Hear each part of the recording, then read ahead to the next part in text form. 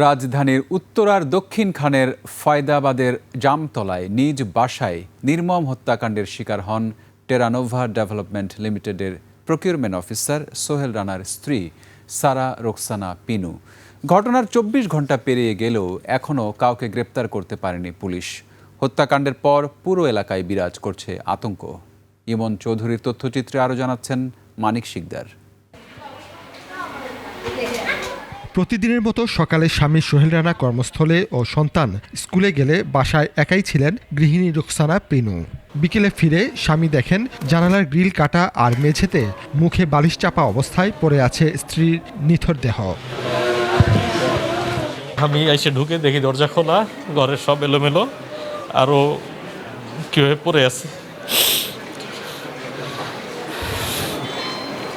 পরে আমি আবার গায়ে হাত দিয়ে দেখি ওর হাত পা পুরো একেবারে ঠান্ডা, বরফের মতো। পরিবারের দাবি, ঘরের স্বর্ণালংকার আর মূল্যবান জিনিসপত্র লুট করতে ভিতরে ঢুকেছিল দুষ্কৃতিকারীরা। আর বাধার মুখে পড়ে দুটি নিষ্পাপ সন্তানের মাকে এভাবেই নির্মমভাবে শ্বাসরোধ করে হত্যা করা হয়। আমরা বিচার চাই, আমরা বিচার চাই। আমার বোনেরা তো না, আল্লাহ কিন্তু যে এটাই ঘটাইছে, যে করছে আমরা। আমার মা সবসময় আমাকে স্কুল থেকে বাসায় নিয়ে আসে।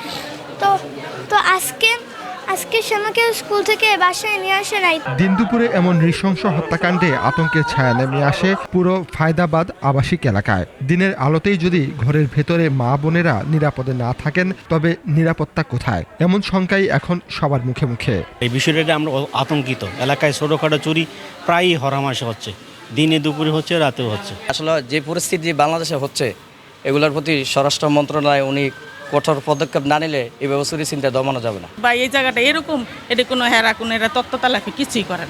ঘটনা ২৪ ঘন্টা পার হয়ে গেলেও মেলেনি আসামির সন্ধান। পুলিশ জানায় ঘটনাস্থল থেকে আলামত সংগ্রহ করা হয়েছে। দ্রুতই অপরাধীদের আইনের আওতায় আনা হবে। বিষয়টা তো হচ্ছে আসলে তদন্তাধীন বিষয়। আমরা তো আসলে ইনভেস্টিগেশনের আছে, আমরা তদন্তের কাজ চলতেছে।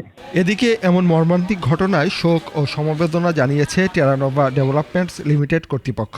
সোহেল রানা ও তার পরিবার যেন এই অপূরণীয় ক্ষতি সয়ে নিতে পারেন, এমন প্রার্থনা জানিয়ে দ্রুত সুষ্ঠু তদন্তের দাবি তুলেছে প্রতিষ্ঠানটি। মানিক শিকদার, ২১ টেলিভিশন, ঢাকা।